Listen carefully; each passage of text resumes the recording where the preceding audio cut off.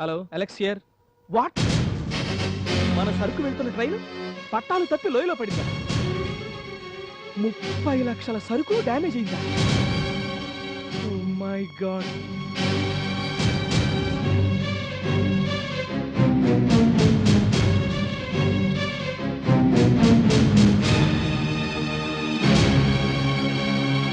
ఏం సార్ చాలా డల్గా ఉన్నారు?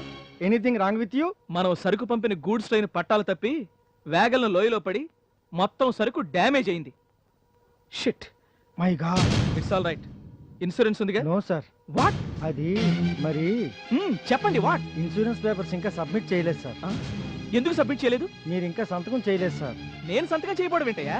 నిన్న మీరు బోర్డు మీటింగ్లో ఉన్నారు సార్. ఈలోగా అర్జెంటుగా మెటీరియల్ పంపించమని మెసేజ్ వస్తే మొత్తం సరుకంతా డెలివరీ చేసి పంపించేసాం సార్. What? My god. Insurance submit చేయకపోతే లక్షల్లో లాస్ అయ్యా. ఎవరికి రెస్పాన్సిబిలిటీ లేదు.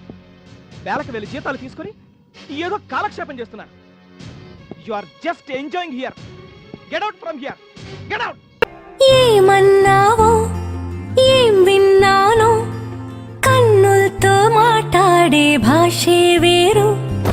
ఏదో మాయా చేసావయ్యా, మనసులతో పాటాడే రాగం వేరు.